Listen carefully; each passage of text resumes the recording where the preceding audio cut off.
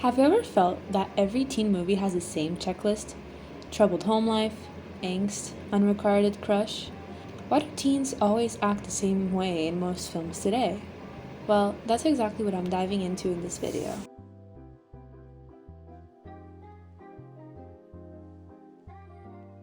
We've all seen many films displaying teens in their various lights and shades, some even displaying unauthentic and harmful images of the challenges we face. Adolescence is way more than just a phase. It's a critical time in our lives where we transition from childhood to adulthood.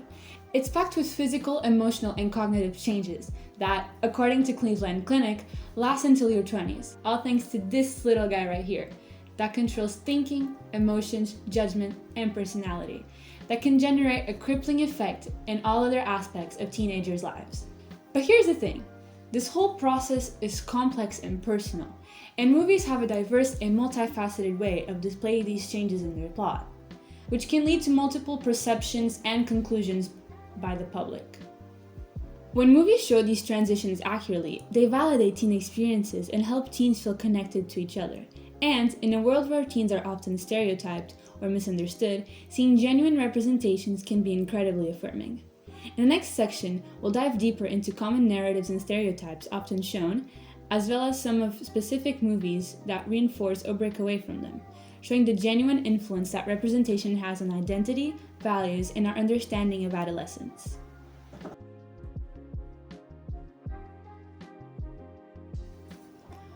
I'm almost certain we're all familiar with most of the stereotypes the media has been able to enforce about teens.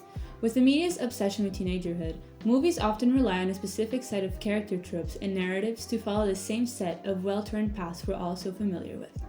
From rebellious, rule-breaking behavior and irresponsibility to the glamorization of substance use, giving the characters title of menaces to society, and the all-consuming obsession with appearances and romantic relationships, and demonstrating individuals' firsts.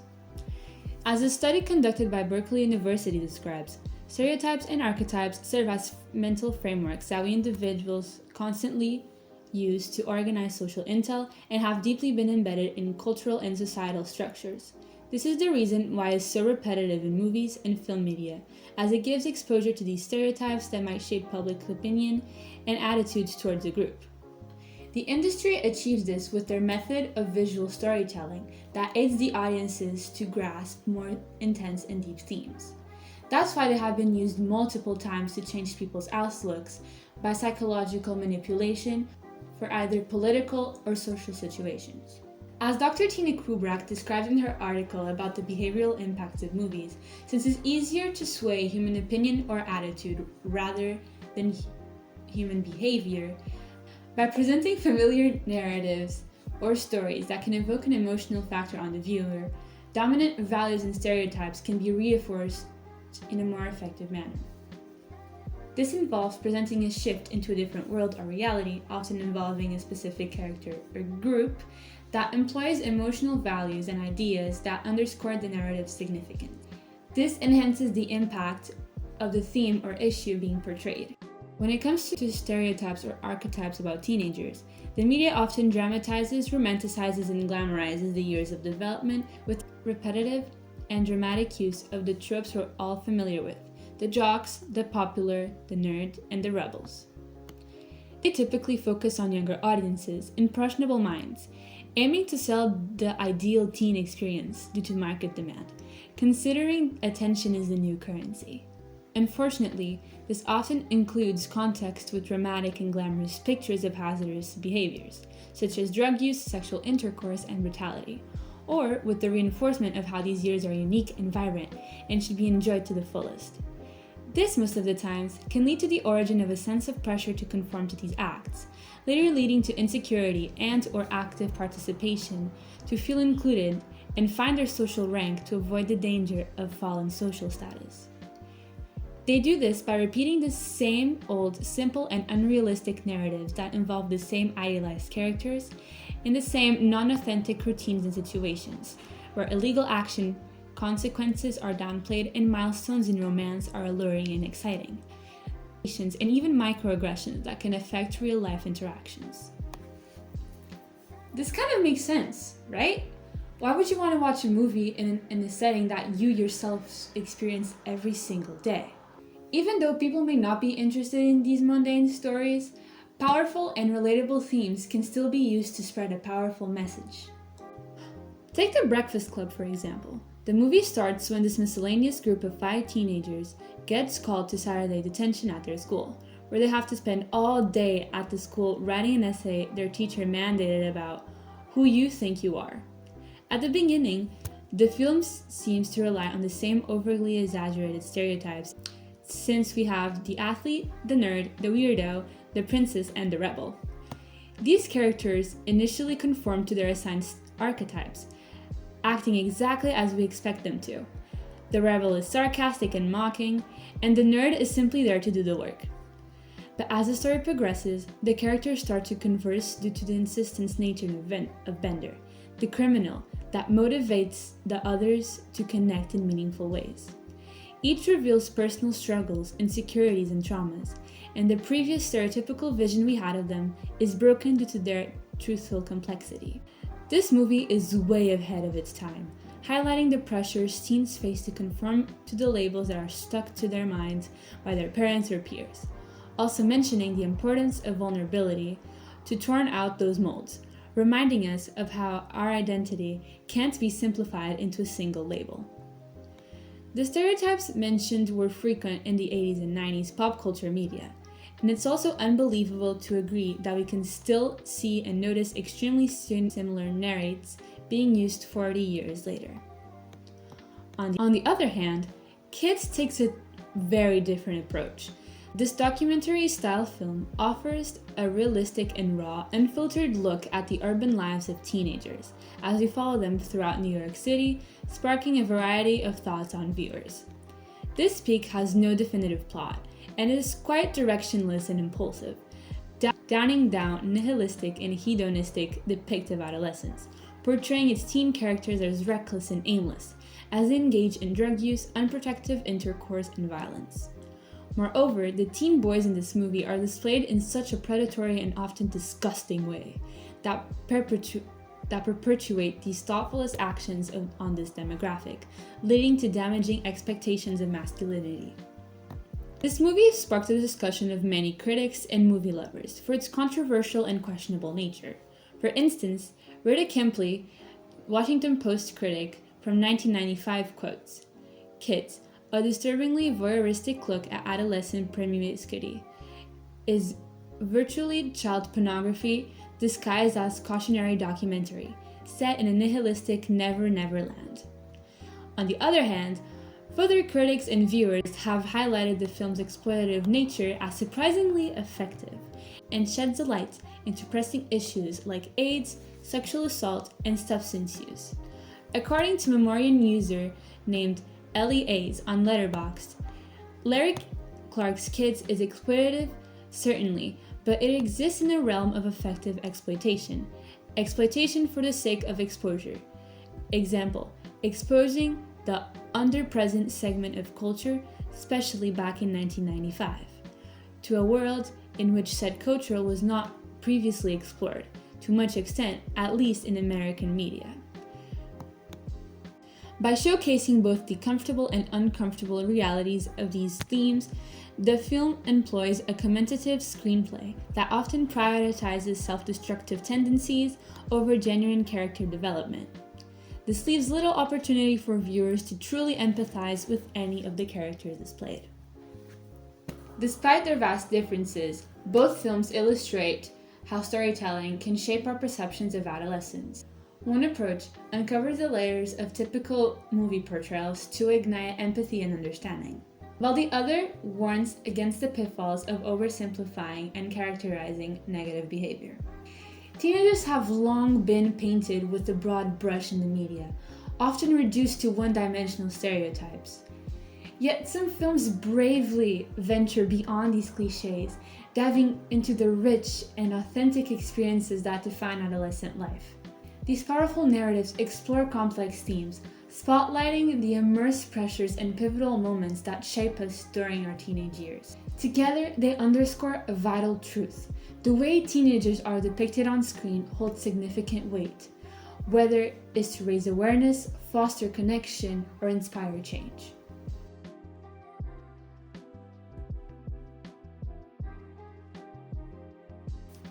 Now let's dive into the most important and prevalent themes that shape our teenage years and how movies portray them.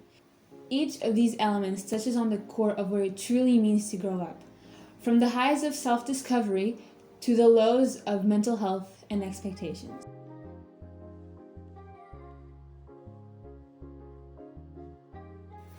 First, let's look at mental health, a central, though often oversimplified, part of teenage life in films, when in reality, during teenagehood, we start to become more aware of our own emotions, which can manifest as mood swings and disorders due to hormones. This is why we see common issues like anxiety, depression, and other mental health challenges come up during the teenage years.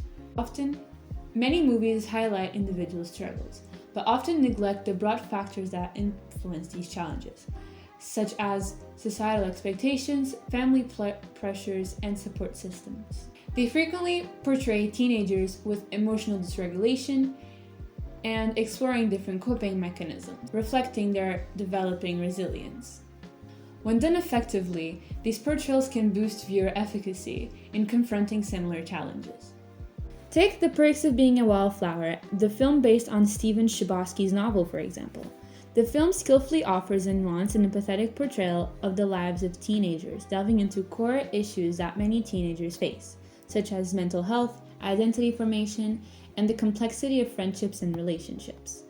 The main character, Charlie, is an introverted and socially awkward teen, struggling with past trauma as he begins high school. Throughout Charlie's storyline, we delve into his loneliness and the importance of finding a supportive community in your teens, this being his new group of senior friends. But he often still feels deeply lonely, even if he's surrounded by people who love him. Despite being adults, the actors effectively capture teenage emotions and behaviors, leading the story an added sense of realism and enabling viewers to empathize further with the characters and their experiences.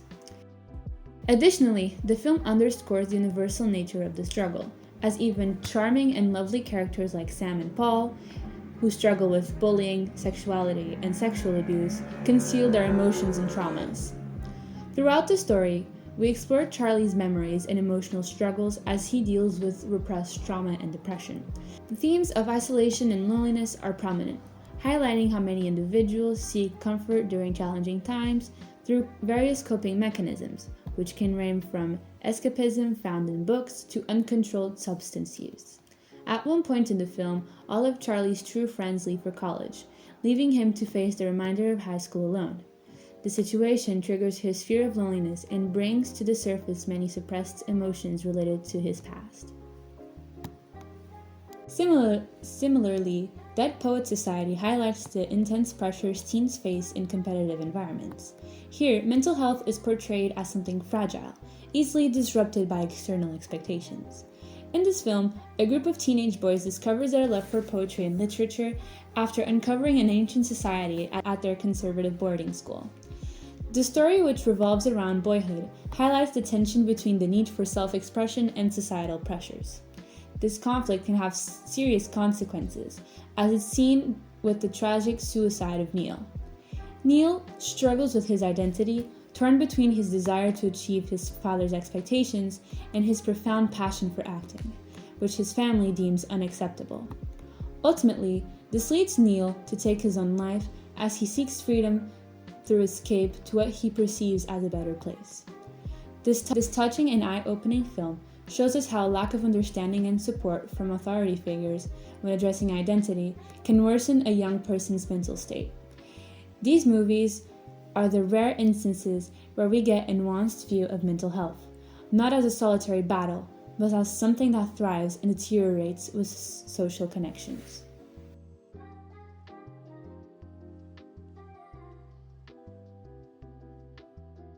The bonds we share with family and friends deeply shape who we become, especially during our younger years, where we can be easily swayed by our relationships with others.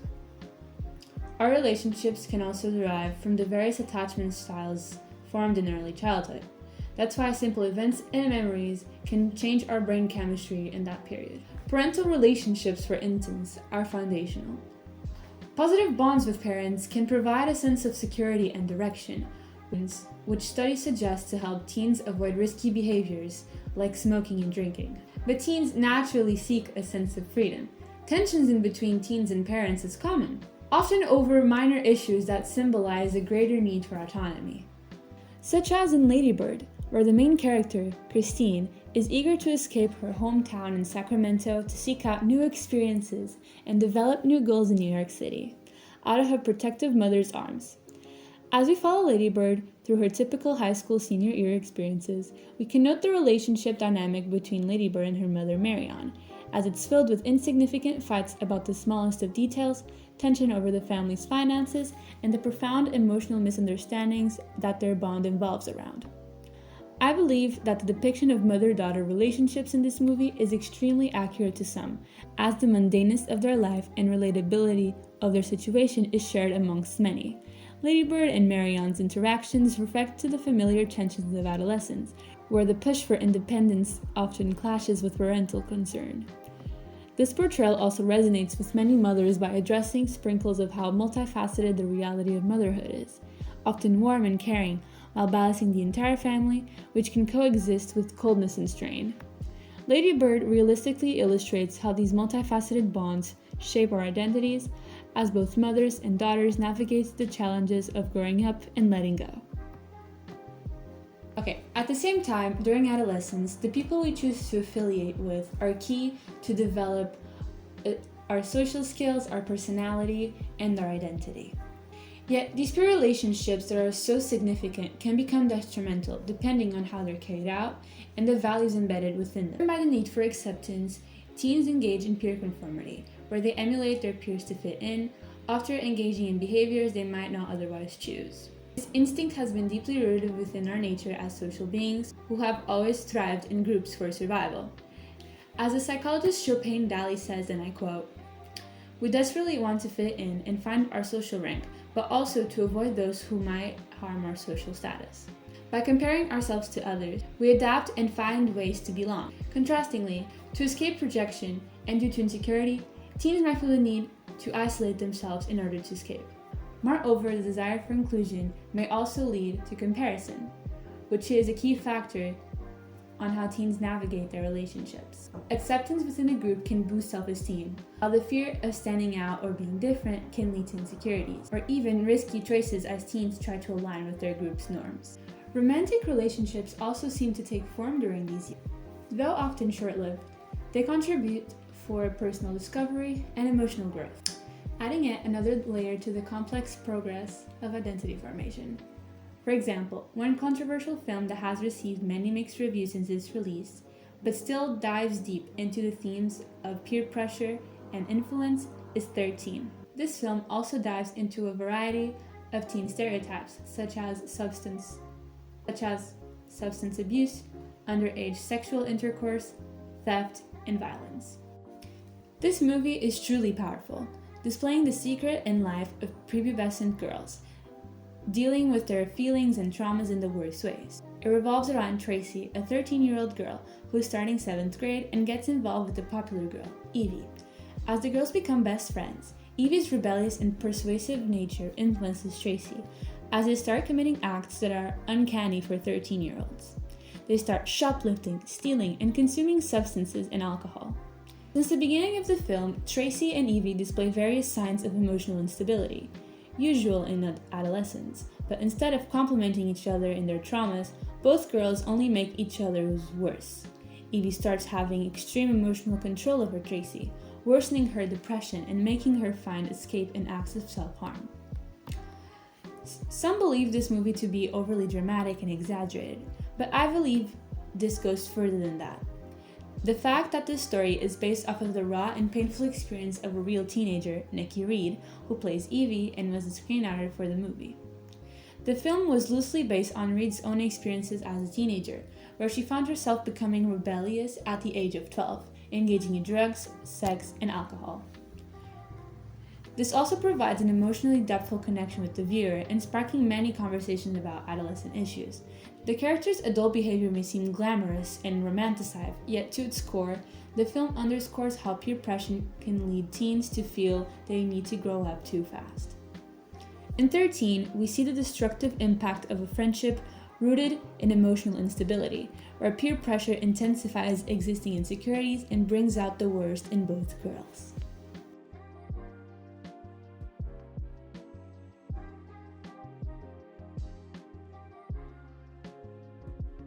Another major theme is identity and self-discovery. Adolescence is a time of exploration, and films often depict this in various ways, mostly by the characters starting to question the reality in which they live in, such as school expectations and their family, manifesting by displaying them navigating their interests and passions. During this phase, identity isn't fixed. It's constantly evolving. We see teens experimenting with new interests, forming new relationships, and often drifting from old ones as they refine themselves. It's a time for role experimentation to evolve out self-concept. These changing values, likes, and dislikes are common during adolescence, as teens are influenced by conflicting social pressures, such as the desire to belong versus the need for individuality. In 8th grade, the movie mainly focuses on the impact of social media on teen self-esteem and identity by exposing the 13-year-old main character, Kayla, to use social media as outlets for her self-expression. She does this in her YouTube channel, which is unknown and mostly used by Kayla as a diary to project the kind of individual she wants to be. Someone confident, social, and smart is who she displays herself to be in these unwatched snippets, which aid in underlining her insecurities and anxieties. At the beginning of the movie, we see how Kayla interacts with others in her daily environment, often glued to her phone or sitting alone, afraid to approach the people she so desires to connect with. In order to achieve that ideal version of herself she so praises in front of the camera. With this, we conclude how this introversion and isolation generated by social media play a crucial role in shaping her identity, ultimately limiting her real-life interactions. However, Kayla also changes her behavior throughout the narrative by finding courage and stepping out of her comfort zone by taking on the challenges she's brought upon. This can include attending a pool party and finally interacting with someone or standing up for herself after years of mockery.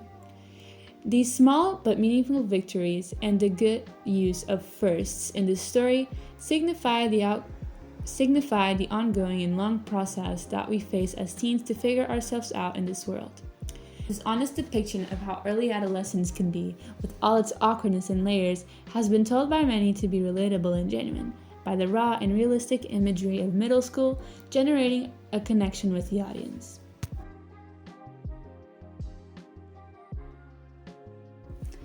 Now that we have looked at how some aspects of teen life are depicted in these great movies, we can conclude about their relevant effect on viewers. When it comes to discussing mental health struggles and disorders in films, the realistic portrayal of these characters' vulnerability generated by side effects of hormones and trauma validates this theme and encourages empathy, allowing for further mental health literacy, even assisting viewers in noticing the patterns to address behaviors further and encourage search for assistance. Opposite to this, when mental health is misrepresented, portraying teens as excessively violent or hysterical, the viewer may associate these exaggerated behaviors with all teens, reinforcing harmful stereotypes. These risks distort public perceptions of mental health struggles and distract from the meaningful conversations that authentic portrayals may inspire.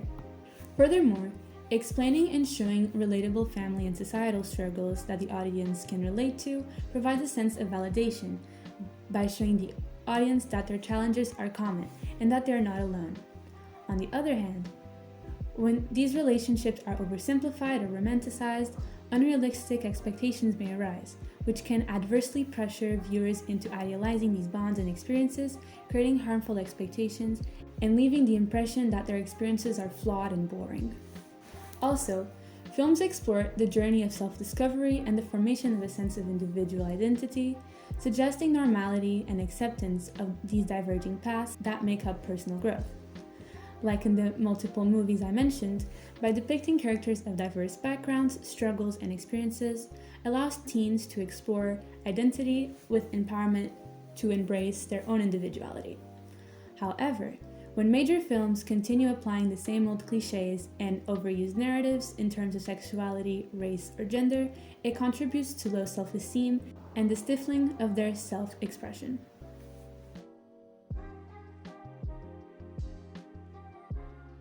From the many examples we've looked at throughout this video, we can conclude that pigeonholing teenagers under these negative stereotypical lights with the reinforcement of these narratives don't pose any positive aspects on this group being disregarded, as they can receive many discriminations and unsupportive comments. I bet that we have all encountered these discriminations and unsupportive comments towards ourselves, where we can only blame the mental frameworks that are stereotypes that have been implemented in many brains for way too long. These persistent biases can have long-lasting psychological and societal impact, leading teenagers to feel misunderstood and pressured to conform to unrealistic standards, impacting the perception they have of their own generation. Little do they know that beyond the ugly frame they put teenagers in, there's someone complex and beautiful who's only looking forward to learn and experience the world at its best.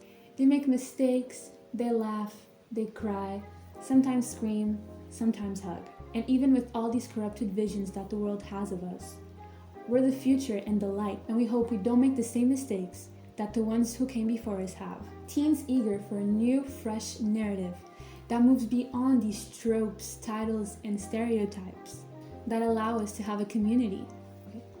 Movies hold such an incredible power and influence over the media in our society. They could easily dismantle these outdated notions in many ways. So this is why I believe that it's important for us to keep fostering diverse casting and storytelling, to portray the accurate diversity of various groups with various backgrounds that enriches our communities. This commitment can cultivate different perspectives, foster empathy and understanding in the audience, inspiring them to broaden their expectations and reasoning. At the end of the day, this is why the art of film is so beautiful, as it encourages us and inspires us, and brings us into these imaginary lives that reveal deeper truths of our own. Throughout the themes we encounter on screen, we have the chance to reflect on experiences that go beyond our own, helping us make sense of our own lives, understanding the world just a bit better. Thank you so much for watching. Please feel free to comment on any thoughts you have about any of the movies or the themes we mentioned throughout this video down below in the comments. Bye bye!